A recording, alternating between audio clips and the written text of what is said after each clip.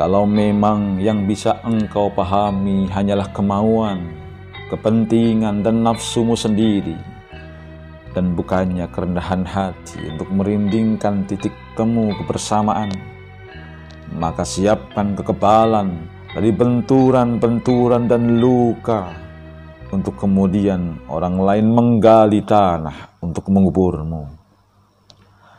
Kalau memang engkau bermaksud menyulap sejarah dan mengubah zaman dalam sekedipan mata, dan bukannya bersabar mengembalakan irama dan proses, maka nantikan darah akan muncrat membasahi tanah airmu.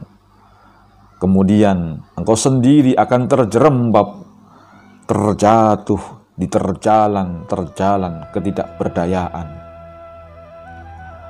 Kalau memang sesembahanmu kenikmatan di dalam membenci adalah mabuk di dalam keteriakan caci maki, atau keasikan di dalam kecurangan-kecurangan, maka ambil pedangmu, angkat tinggi-tinggi, dan mulailah menabung kerelaan untuk engkau sendiri mati. Kalau engkau menyangka bahwa benarnya pendapatmu sendiri itulah kebenaran, maka apa boleh buat, aku mendaftarkan diri untuk melawanmu.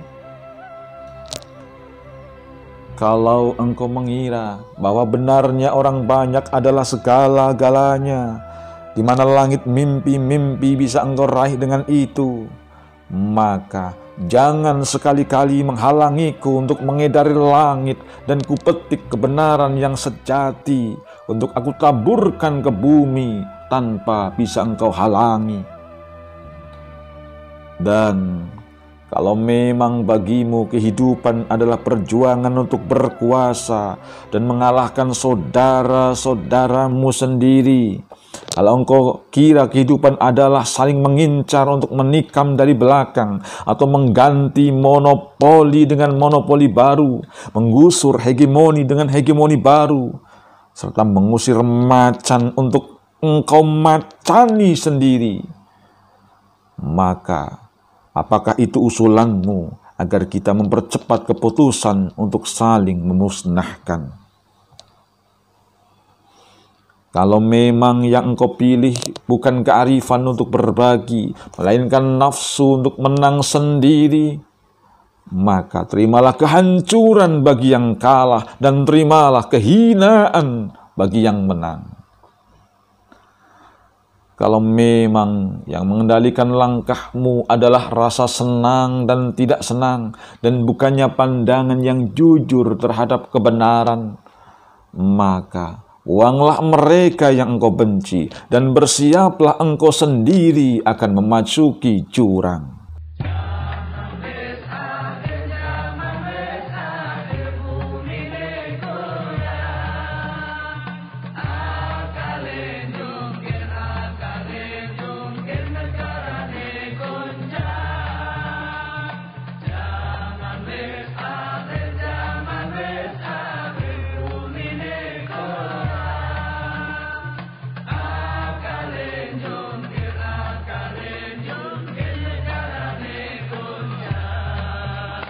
Awan berarak, nyawa manusia berserak-serak. Badai menghantam, laut terbelah, bumi terpecah. Orang bikin luka, orang menganiaya diri sendiri. Sirna akalnya, lenyap imannya, hilang jejaknya.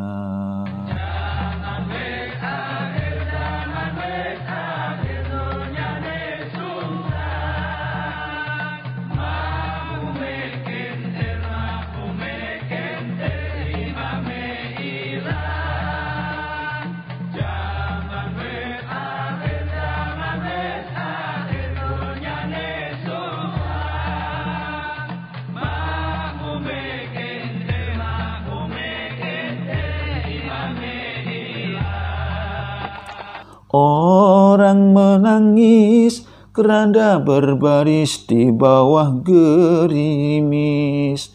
Hamba bersimpuh, hamba bersujud, ngeri dan takut.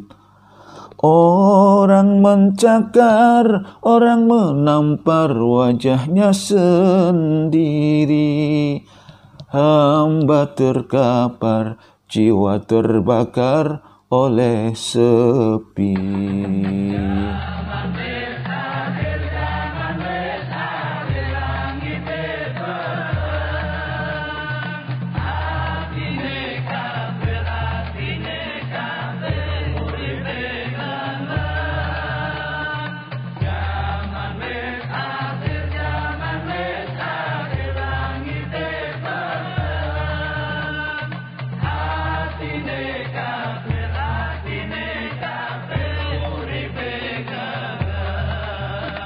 Gusti Allah, adakah sisa kasih sayangmu?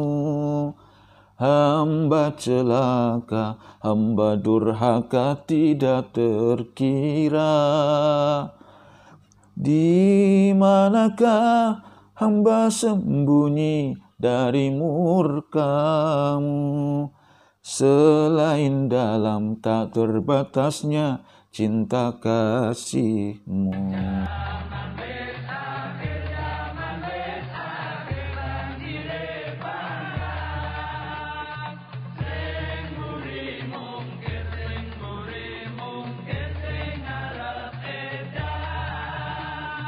Zaman wis akhir, zaman wis akhir, banjire bandang.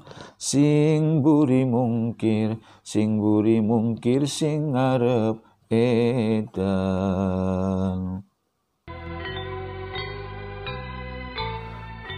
Kalau untuk memperoleh kemenangan, harus engkau curangi saudaramu sendiri.